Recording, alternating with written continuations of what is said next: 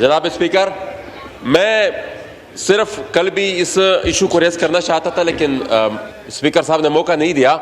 यहाँ पर कल हमारे वफाकी वज़ीर साहब ने कुछ स्टेटमेंट्स दी हमारे खैबर पख्तूनख्वा की गैस के हवाले से, और पहले तो उन्होंने वो स्टेटमेंट्स गलत, वो फिगर गलत कोट किए कि हमारा सूबा जो है वो 360 MMCFD गैस प्रोड्यूस करता और पीक सर्दियों में उसकी कंजम्पशन 350 तक चली जाती है, जो कि गलत है। मेरे ख्याल में हमारे पास जो फिगर है वो 500 MMCFD तक हमारी प्रोडक्शन है।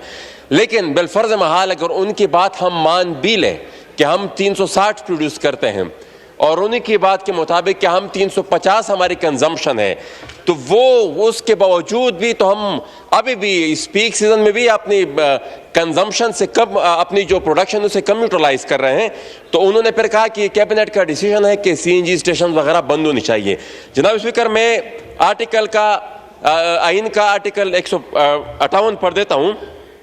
The province in which a wellhead of natural gas is situated shall have precedence over other parts of Pakistan in meeting the requirements from the wellhead subject to the commitments and obligations as on the commencing day। ये देखें ना, आइन में लिखा हुआ है, तो cabinet इसको हटा नहीं सकती।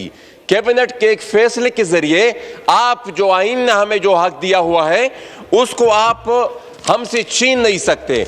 दूसरी चीज जो कि पाइपलाइन पे है, और वो है weighted average cost of gas की, और वो ये है कि $4 पर MMBTU हमारा सूबा गैस प्रोड्यूस करता है, और RLNG जो रिसेंटली ये लोग इंपोर्ट कर रहे हैं वो $30 तक है।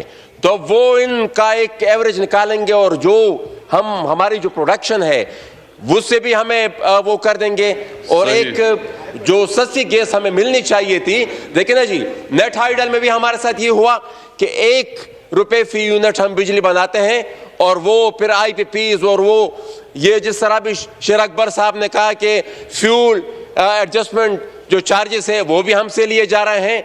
तो जनाब स्पीकर, इन तमाम चीजों को एक तो CCI में देखें ना जी, एक तो CCI से ये इन तमाम ये जो फेडरल लेजिस्लेटिव लिस्ट पार्ट 2 में जो जितनी भी चीजें हैं वो CCI से अप्रूवल लिए बगैर उसको वो इम्प्लीमेंट कर ही नहीं सकते।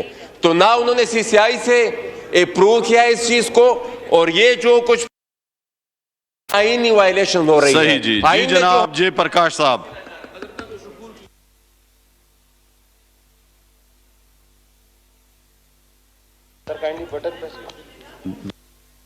बटन प्रेस करें जी, जयप्रकाश साहब। थैंक यू जनाब डिप्टी स्पीकर साहब कि आपने मुझे पॉइंट ऑफ आर्डर पे बात करने का मौका दिया। मैं बात करूंगा सिंध के में अमन अमान के हवाले से। आज से 1.5 महीना पहले एक थरपाकर का रहवासी जो कराची में जॉब करता था उसको कत्ल किया गया। उसका नाम था शाहिद रायमू। लेकिन वहाँ की पुलिस इस तरह चलती है कि वहाँ उसकी FIR नहीं काटी जा रही थी। आखिर में थरपाकर के लोगों ने धरना लगाया, उसके बाद FIR काटी गई। अभी तक उसके कातिल गिरफ्तार नहीं हुए हैं और पुलिस उनको प्रोटेक्ट कर रही है। जिन्होंने इनको कत्ल कराया है वो उसको प्रोटेक्ट कर रहे हैं। तो मैं इस हाउस से आपकी तरफ से ज़रूर बात करूंगा कि ये मसला कम से कम आप एक कमेटी में भेजें, एश्योरेंस कमेटी में। उसके बाद एक हफ्ता पहले हमारी हिंदू लड़का वीरबान, जिसको बैंक से उसने एक हफ्ता पहले शादी की, उसका वलीमा था, उसको कत्ल किया गया। ये है सिंध के हालात, ये है कराची शहर के हालात। अगर इस तरह के हालात रहे और इस तरह अगर कत्ल किए गए लोग, मैं मतलब सिंध हुकूमत है कहाँ? सिंध हुकूमत को चाहिए अपने सूबे में। सही जी, जी जनाब शेख अहमद कैसर साहब।